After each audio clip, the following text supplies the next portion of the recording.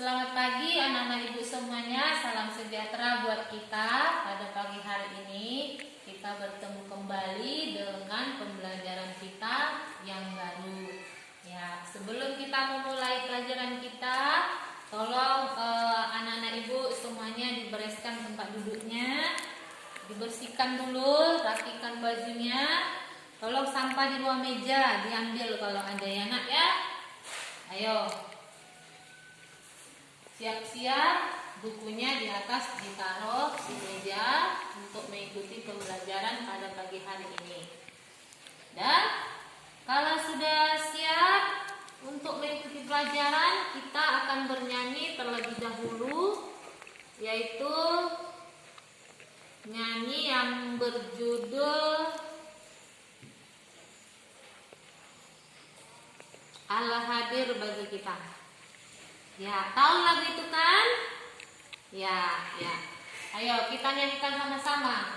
Allah hadir bagi kita dan hendak memberi berkat, mencurahkan kuasa Roh-Nya bagai hujan yang lebat. Dengan Roh Kudus ya Tuhan, firman-Mu mengakilah, baharui hati kami dan curahkan kurnia. Ya, itu nanti dinyanyikan lagi di rumah ya. Oke, sebelum kita memulai pelajaran kita bersatu dalam doa. Kita berdoa. Terima kasih Tuhan, pada pagi hari ini kami akan memulai pelajaran kami. Kiranya Roh Kudus Tuhan menyertai kami dan anak-anak kami. Berkati Tuhan orang tua kami dimanapun mereka berada. Dalam nama Yesus kami mengucap syukur dan berdoa. Amin. Ya, sebelum kita memulainya, Ibu akan absen terlebih dahulu. Silpi hadir, Yunus hadir, Aryo Rida Clara hadir, Angelia hadir, Sinta hadir, Preil hadir, Susi Rahmani hadir, Christian absen ya? Oh iya, gak ada keterangan?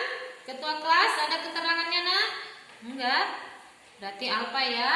Mia Diana, Alfian hadir, Halawa hadir, Heru hadir, Deno hadir, Aulia hadir. Ya, terima kasih. Pada pagi hari ini kita akan memulai pelajaran kita dengan judul Roh Kudus penopang hidup orang percaya. Ya, Roh Kudus penopang hidup orang percaya. Nah, tapi sebelum kita memulai dengan topik kita pada saat ini, minggu lalu kita sudah membahas tentang dampak hidup orang beriman dan berpengharapan. Ayo. Nah, masih adakah yang ingat dengan pelajaran minggu lalu? Dampak hidup orang beriman dan berpengharapan? Ada? Nah, kira-kira apa dampaknya? Dampak hidup beriman dan berpengharapan itu. Tentunya ada kesempatan anak kami untuk mencuri, ada kesempatan si Susi mencuri, tapi dia tidak melakukan. Itu karena apa? Itulah dampaknya hidup beriman dan berpengharapan. Nah, itu pelajaran minggu lalu. Nah, sekarang adalah pelajaran Roh Kudus penopang hidup orang beriman. Nah, anak-anak ibu semuanya, pernahkah kalian mendengarkan kata Roh Kudus? Pernah? Ya, pasti pernah. Nah, menurut kalian siapakah Roh Kudus itu? Atau adakah yang sudah pernah melihat Roh Kudus? Ada?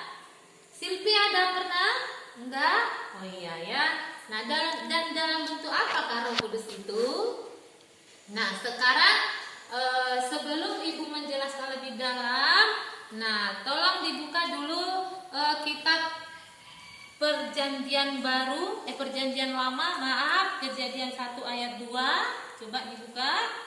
Nah, Nah, kita akan belajar tentang Roh Kudus. Nah, kira-kira apakah pengertian Roh Kudus itu dalam Perjanjian Lama, atau siapakah Roh Kudus itu? Nah, Roh Kudus itu yaitu adalah pribadi Tritunggal, yaitu pribadi Allah Bapa, Yesus Kristus, dan Roh Kudus. Nah, pribadi yang Tritunggal yaitu Allah Bapa, Yesus Kristus, dan Roh Kudus. Nah, itu pribadi yang ketiga. Ada 3 oknum, yaitu Tritunggal, yaitu Allah Bapa, Yesus Kristus, dan Roh Kudus. Nah, sekarang kira-kira apakah yang dimaksud dengan Roh Kudus dalam Perjanjian Lama? Nah, Roh Kudus dalam Perjanjian Lama itu dipakai dengan istilah ruah. Ya. Roh Kudus dalam Perjanjian Lama dipakai dengan istilah ruah. Artinya adalah angin atau nafas Allah. Nah, angin atau nafas Allah itu dalam Perjanjian Lama. Nah, dalam Perjanjian Baru, istilah Roh Kudus disebut dengan Parakletos. Ya, kata Parakletos ini berasal dari bahasa Yunani, yang artinya adalah dipanggil untuk menasihati. Nah, anak-anak ibu semuanya, sebelum ibu lanjutkan, apakah kalian sudah mengerti apakah itu kira-kira arti Roh Kudus dalam Perjanjian Lama dan Roh Kudus dalam Perjanjian Baru? Nah, sekali lagi, istilah Roh Kudus dalam Perjanjian Lama adalah berasal dari kata bahasa Ibrani, yaitu ruach, yang artinya adalah nafas Allah. Terus dalam Perjanjian Baru itu berasal dari kata parakletos, yaitu dalam bahasa Yunani yang artinya adalah dipanggil untuk menasihati. Nah, itu sampai di situ anak-anak ibu ada yang kurang paham? Ya, kalau tidak ada kita lanjutkan. Nah, kira-kira apakah peran Roh Kudus dalam kehidupan orang percaya? Apakah peran Roh Kudus dalam kehidupan orang percaya? Nah, anak-anak ibu semuanya, pernahkah kalian yang mengalami yang namanya sedih? Pernah? Sedih? Ya, pasti pernah. Sedih itu banyak penyebabnya. Contohnya karena orang tua kalian marah, karena kamu putus pacar, karena kamu dimarahi sama teman. Kalian pasti pernah marah, kesal, dan bahkan menangis. Apakah kalian menangis atau sedih terus? Enggak kan? Nah, itu karena apa? Karena Roh Kudus bertugas di dalam hatimu menghibur. Nah, sekarang kita akan bahas tentang apa peran Roh Kudus dalam kehidupan orang beriman. Nah, peran Roh Kudus dalam hidup orang beriman itu adalah untuk menyertai.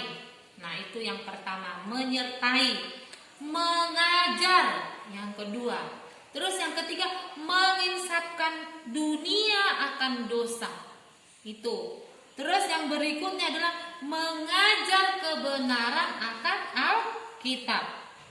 Terus yang berikutnya adalah Roh Kudus membantu kita untuk memahami isi Alkitab. Nah, itu adalah peran Roh Kudus dalam kehidupan orang beriman.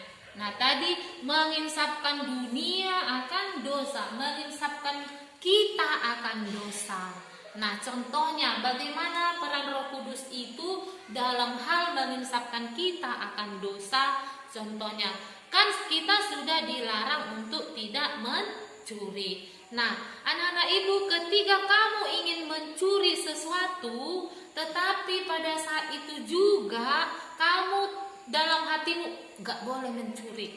Nah, disitulah peran Roh Kudus. Jangan mencuri. Waktu kita tidak melakukan itu, Roh Kudus menegur kita. Akhirnya kita tidak jadi mencuri. Nah, itu contohnya ketiga peran Roh Kudus itu dalam kehidupan orang beriman. Nah, sampai di situ anak-anak Ibu ada yang kurang paham? Kalau tidak ada, nah Ibu akan bagi soal. Soalnya Ibu bagi, nanti kamu kerjakan dalam waktu 5 menit. Kamu kerjakan dalam waktu 5 menit. Nah, ya, kamu kerjakan dalam waktu 5 menit. Nanti Ibu kumpulkan ya. Ya, nanti Ibu kumpulkan.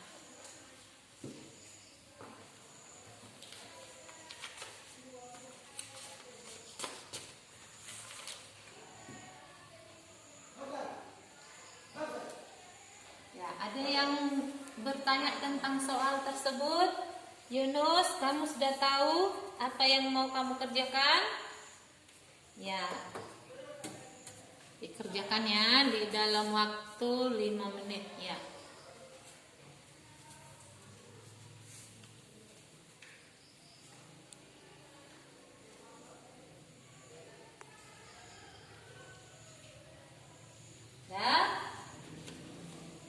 Ambil ya, dan selesaikan, kumpulkan kembali, kumpul.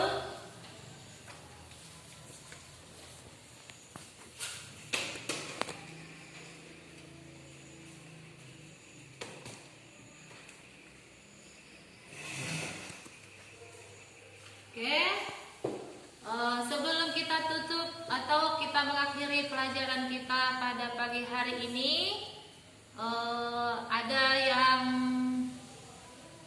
yang mau bertanya tentang materi yang Ibu tanya tadi, yang Ibu jelaskan tadi? Ada yang kurang paham? Oke, kalau tidak ada, kita tutup dengan bernyanyi kembali yang nyanyian kita tadi. Buka bukunya, kalau tidak hafal lagunya, buka bukunya, atau Kidung Jemaatnya nomor 18 ayat 1, Allah hadir bagi kita. Ayo kita nyanyikan sama-sama ya. Allah hadir bagi kita dan hendak memberi berkat, mencurahkan kuasa Roh-Nya bagai hujan yang lebat. Dengan Roh Kudus ya Tuhan, umat-Mu berkatilah, baharui hati kami, oh curahkan kurnia. Ya, demikian pembelajaran kita hari ini. Kita akhiri dengan berdoa. Kita berdoa. Terima kasih Tuhan atas penyertaan tangan-Mu sehingga kami boleh melakukan proses belajar pada pagi hari ini.